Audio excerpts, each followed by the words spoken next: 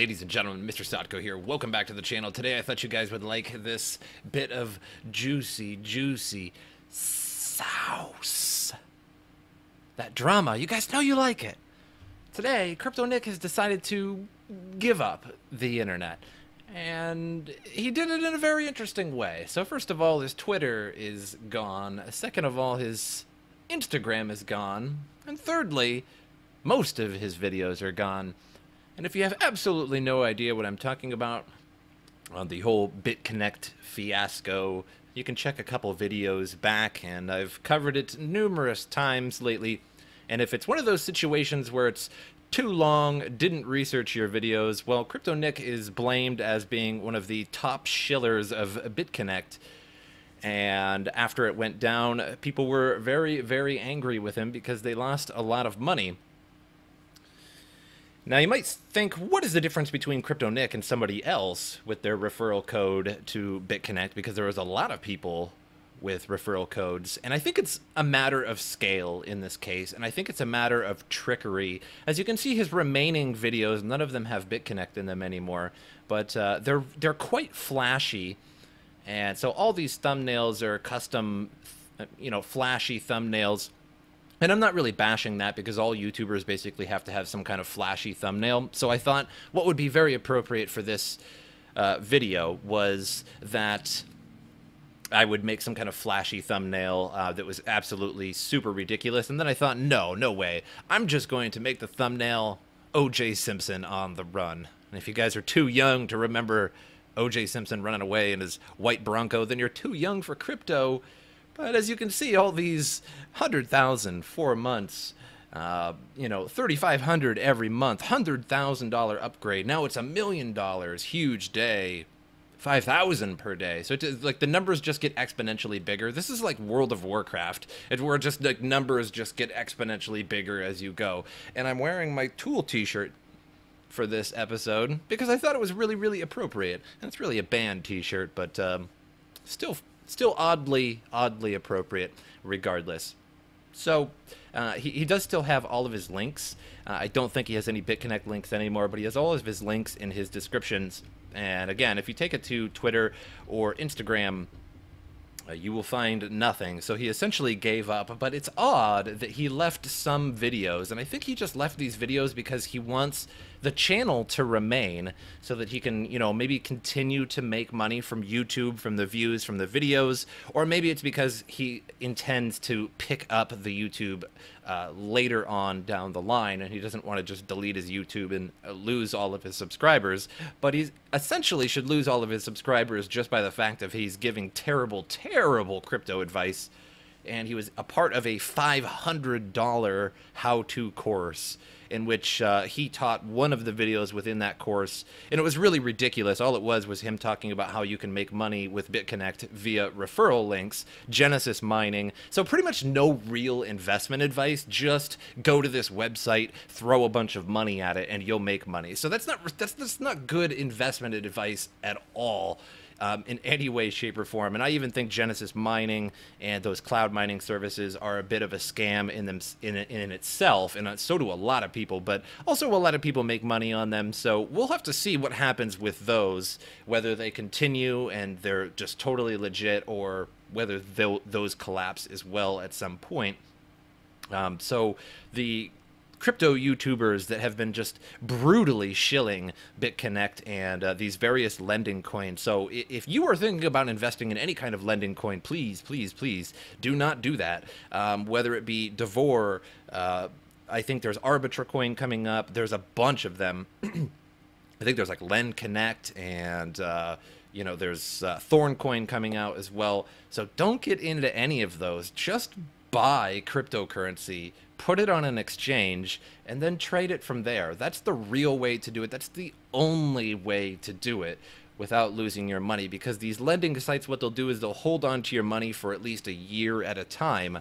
So that means that that lending company, that lending corporation, developers, what have you, whatever you want to call it, has to remain up for at least a year or more for you to get your money back. And a lot of the times when they're doing really bad, they will not let you take your money out as you're gaining interest in things like that. So what happens is yeah, on paper it looks like you're making a lot of money. Maybe you put in $1,000, and a year later, and now it's $8,000 or $10,000. But really, it's just a number at that point because you can't get that money back. So it doesn't matter if it says $1 million or $1 billion or $1 trillion.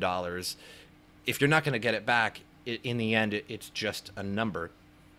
Also, you know, just real quick too, I don't have the link up or anything like that, but Trevon James, apparently 4chan has tracked down Trevon James and found his hotel. And I'm not sure what to think about that. I don't feel that the internet should be hunting these people down particularly, and I know that seems a little hypocritical because I'm making a video on CryptoNick right now. But I think that's okay. I mean, like a news video, that's fine. But like people actually trying to physically hunt these people down, don't do that. Let's not do that. There's a justice system for a reason. If these people did commit a crime, they will get subpoenaed to court and they will face some kind of punishment, whether they have to give the money back or what have you. That's up to the justice system. So you guys that are trying to hunt down these people, don't do that. I can't recommend doing that. Just let them live their lives. Yes, you lost money personally, and you're probably angry at these people. But at the same time, you know, it's okay. It's okay to talk about them, but to like physically go to them, that's definitely off limits. So CryptoNick felt a lot of pressure over this, and honestly, it was fairly warranted. I think he could have got away with lowering the drama significantly if he had made an apology video. He did make a video after BitConnect went down, and he was like, oh, I feel bad for the people that lost their money. But that wasn't a real apology video. It just wasn't. It wasn't very sincere, and the people didn't take it seriously. So that wasn't particularly good. So I think an apology video would have went a long way in his effort. And then after BitConnect went down, him and I believe it was Ryan Hildreth did a like 1 hour live stream. So CryptoNick supposedly made at least $1 million in BitConnect referrals alone. So $1 million on BitConnect. And what he said during that Twitch interview or live stream, I think it might have been on YouTube, he said that he had lost, you know, he was trying to explain that everybody lost money, including him. He was like, I lost $160,000. But that's a weird way to think about it. That's a very pessimistic way to think about it, and it really doesn't cover his tracks, or it's not really an apology on his part. Because let's think about it this way. If somebody came up to you and gave you $1 million, $1 million, they just came up to you, here, you can have this. And then the next day, they came up to you and said, I have to take away $160,000 of that money that I just gave you.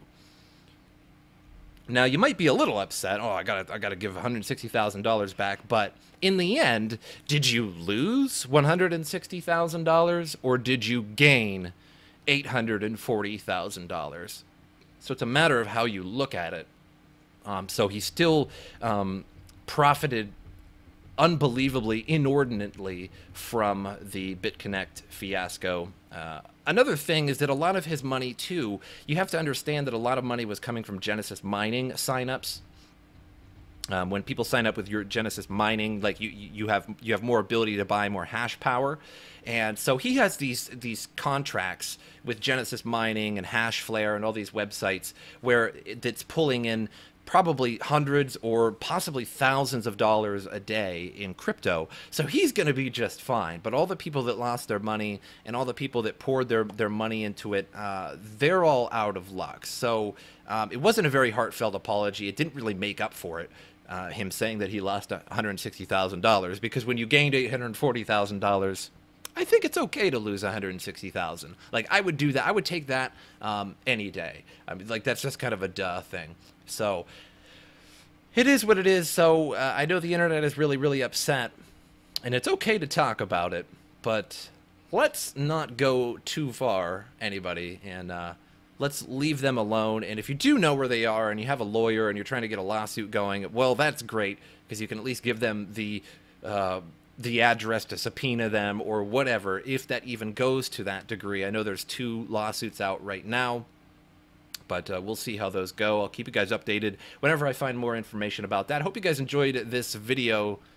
And tomorrow I will probably make another, hey, MrSotko, what do you think about this episode?